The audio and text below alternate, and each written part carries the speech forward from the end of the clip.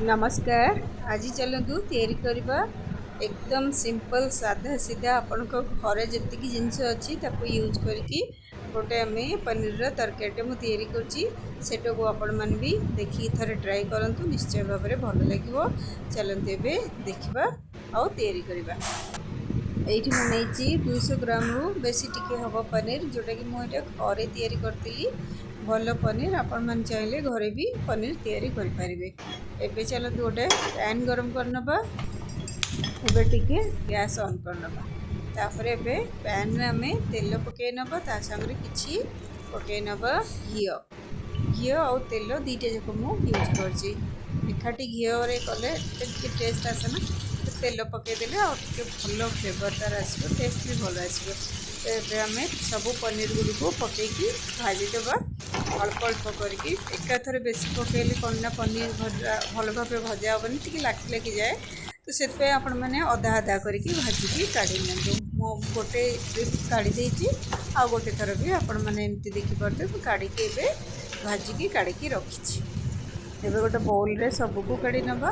टिके पनीर को ठंडा करनबा। आधा कप देबा दही एते दही टिके एमती मिसई देबे। तापर एठी आधा कप दही देके टिके फेटी देबे मैरिनेट कर रखिबा जेहेतु। तापर चलतु आधा चम्मच धनिया पाउडर टिके जीरा पाउडर आ लंका गुंड आपण हिसाब रे पकांतु। हलदी गुंड जति लागिबे सेतिकी ता संगे लूण आ टिके कसूरी मेथी ए सब को पकाई नबा। ता संगे संगे टिके गोलमरिचर गुंड पकाई नबा।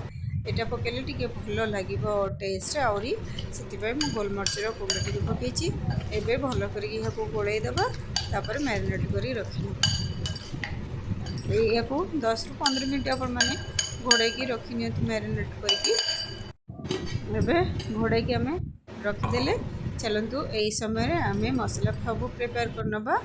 ए पकई नबा रसुण 6 रु 7टा कोला किछि गोटे इंचर अदा आउ गोटे रु 2टा पकई नबा चिली ग्रीन चिली 2टा टमाटर पाचिला टमाटर ये छोट मीडियम साइज रो नहीं आपण मैंने चाहिए भी टिके बड़ साइज भी नहीं पारे। तो या को आम पेस्ट करके रखी नबा। एबे पेस्ट कर देछि। एबे पैन पुणी गरम करनबा जोटारे आमे फ्राई करथिले पनीर से तेल टिके बळीतिला ता संगे मोटे गोटे चामच पकेछि बटर।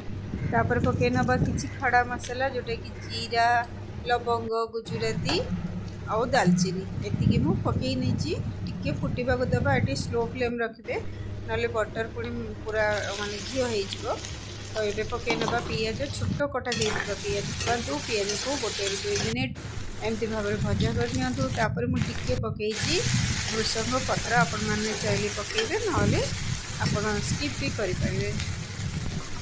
एबे याकू भाजीबा को देबा टिके कंचालिया रहइबो किंतु कलर टिके चेंज हो। तापर एटे जो पट्टा मसला रखिले आमे टमाटर प्योरे सेटा को पकेइना एथिरा आमे अदा और रसुण बटा करके पकेइथिले।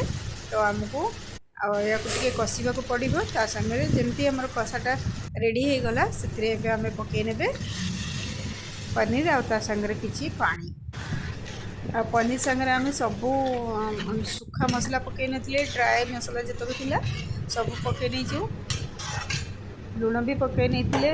तो चेक करेंगे जदि पानी हिसाब से आपंकर लुणटा ठीक लगी से आउ पकेवा दरकार पड़ोनी। जदि टिके कम लगी तो आपण मैंने ये आउ टिके लुण पकईकी यहाँ बालांस करने। तापर यहाँ चले नि पूरा पानी सुखा चाहिए आपण मैंने सुखा ग्रेवी करेंगे ना टिके पानी ग्रेवी भी करेंगे।